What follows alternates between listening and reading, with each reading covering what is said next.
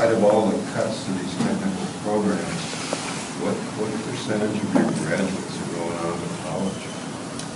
Oh, I wish I had a counselor here. I don't know the exact percentage, but we consider college to also be any kind of technical training program, community college, four-year college. I would consider the military, anything that is an education, a post-secondary education option. So when you look at it from that standpoint, I want to say that we're probably in the upper 50%. Yeah, but I don't know. Don't quote me on that. But it is fairly high for a school in Portland Public Schools. Back in the day, we used to have what they call pre-college courses and all of the vocational training. Yeah, we have almost all, I think all of our technical programs, students are able to earn college credit. So that our courses are articulated with, our radio programs are articulated with Mount Hood, our welding and sheet metal and health occupation classes are articulated with PCC. Automotive is PCC as well. So all of them. And then we have some. We have the college prep core classes too that kids take, English and math and science that are. So it is a college preparatory school. So you have some AP classes? Yes, we do. How many? Say 6 or 7 AP classes. That saves a lot of money for parents and kids who get those college credits. And for us dummies, an AP class is? Advanced placement. Okay. And we're working on a partnership with Oregon Institute of Technology. We met with them a couple of weeks ago, and they're interested in partnering. And they do not have as strict requirements for like English and math and science and social studies teachers to have their masters in their content area to issue college credit through PCC, but through OIT, no. They do it on a case-by-case basis based on the syllabus the teacher's using and my assessment of if this is a master teacher or not. So we have the potential to also increase the amount of college credits kids can get. So we're working on that. We're also working on that same agreement with OSU. It seems like it's a natural step for students from Benson to go to OIT or OSU if they're interested in engineering or pre-med or something like that. In our day, almost all of Oregon's military academy appointments came from Benson. Yes. How many of your graduates this year are going to military academy? Do you know that? How many? No, I know a few of the guys that have enlisted and are going. I don't have exact numbers. I'm going to say it's less than 5. Right. I'm going to say less than 10. I think we had 7. 7, yeah. Are the shop classes, the vocational classes, are they being threatened? I know that over the years with the computer sciences and so forth, the emphasis is more and more on college and Wall Street and IT and I know that I think it might have been out in Hillsborough. I think that was the high school. They completely lost their shop class. I think it might have got saved by a donation, but are the vocational classes here being threatened? I think that there's a group, I think people that don't know and that don't understand and that don't follow what's happening in the job market today think that these are just extra opportunities for kids that we really don't need because we really need to focus on getting kids ready for college. But the reality is when you look at Benson's graduates, most of them do go to college. The ones that go to a post-secondary opportunity go to college, either PCC or a four-year university. The other thing is that we follow articles in the Wall Street Journal and in education journals and in all kinds of employment journals that talk about where are the jobs right now.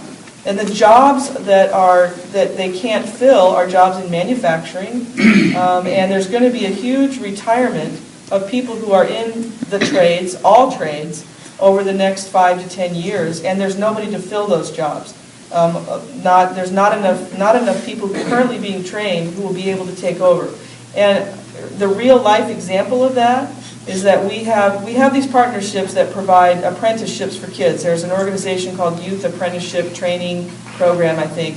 It's fairly new, but it is an organization that got together and created the opportunity for businesses to hire students under 18 because there's liability. And before, that students couldn't get manufacturing jobs unless they were 18 because of the machinery and stuff like that. But now they can, and there's a process, and they carry... As long as it's part of a training program. Right. Yeah, They they just can't go to work. No, they can't just go there. They carry the insurance, and there's some insurance involved and so on.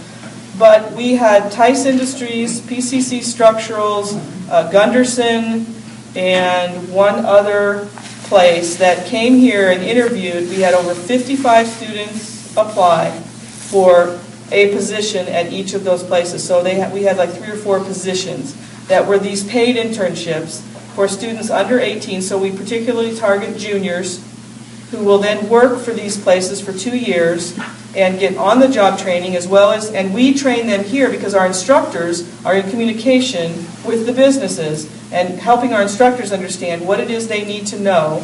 And then they sometimes, like we have a student who graduated last year who worked for Gunderson for 2 years. He actually graduated before that. He worked for Gunderson for 2 years while he was in high school, went to OSU, got a 4-year engineering degree, and he's coming back to Gunderson and being hired full-time. I don't know what he's starting wages, but probably huge to come right out of college with an engineering degree. But while they were interviewing our students, all of them said, I wish we could hire your students in place of some of the workers we have now, and I wish we had people coming off the street who had the level of experience and training that your students have. They said their average applicant is 27 or 28 years old with $100,000 of college debt and no training. So they've gone to college, they've taken out loans, they've gotten a degree in something, and now they need to pay back their loans and they can't find a job in the field that they chose. So they're coming to places like Gunderson and PCC Structurals and these manufacturing places who are advertising for workers because they can't find skilled workers to step in there and be able to run this machinery and learn these skills. You know, they'll even hire our automotive majors for manufacturing jobs just because they have some mechanical training.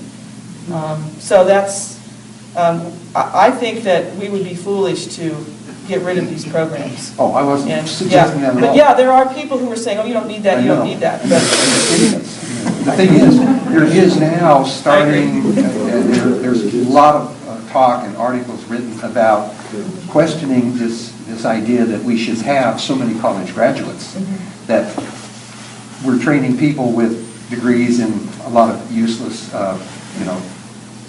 majors that can't get jobs and have all of this debt, where we don't have people that are trained in the trades and the vocations. Yeah. Well, I would argue too, like just a show of hands here, how many of you are worked in or are working in the field that you majored in here? Okay, so, and how many are not or didn't? So, I see that a lot, that when you talk to alumni, you say, you ask that question, but the point is, I still believe that you come here and you learn about work. You learn about work, you learn about training, you learn about what it means to have a skill, and that helps you be successful no matter what you choose to do. There's more to that question than what you said, though. I put myself through college doing drafting because of the classes that I took here. That's my point. Once I got out of my master's, I went to work for a machine tool company, in which, because they hired me because of the fact that I did know the difference between a mill and a lathe. And these are things that don't have anything to do with... That's exactly my point, though, that it's not just about, if you're an automotive major here, you're going to be an automotive major. Our automotive majors, some of them are going on to college to be engineers or doctors or whatever it is they That's the way it is with most of us. I mean, right. Granted, I didn't do what I majored. I majored in foundry. I worked in the foundry for 3 years after graduating from high school. I went to work in the bar business with my father. I ended up being a corporate pilot for 25 years. Right. So, and A&P. I didn't take aviation here, right. But yet all of that. And you talk about drafting, I just did some drafting yesterday based on what I learned.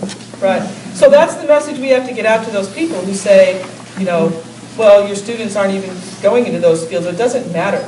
It's the training, it's the experience, it's the exposure, and it's how you use those skills in your everyday life, oftentimes. Being able to fix your own car, how much money would that save you? I think one of the main things that we all learned here was work ethic. Yep. And that's carried us throughout our careers, no matter what they were, but we did learn about work ethic here. So I hope everybody heard that. Said we all learned work ethic here at Benson. And we were also exposed to things. I mean, I remember freshman year, you had to take 3 shops. Yeah. I think they were all mandatory. Maybe sophomore year you had some options, but we had to take, I think first year was basic engine. Pattern making. Pattern making, pattern making and foundry. I still have my wrench. We still have a similar structure. That hasn't changed much. The freshmen rotate through 4 shop experiences, and the sophomores the same thing. They rotate, and the sophomores get 2 periods of shop. I think we had welding was in there. Maybe that was the second. That's similar to whatever. Some of the skills that I learned in Benson in those first years. I mean, I'm an attorney, but I'm into cars, and I race, and I build my own cars and engines, and I learned welding here. And the skills that I've learned here, I still been building on ever since. But if I had gone to my neighborhood high school, I never would have been exposed to any of those. And, I majored in electronics, electricity, not electric shop, electric. Radio theory, radio shop. Grant. That turned out to be horrible, but machine shop and all those other things, that gave me the foundation. Yeah, definitely.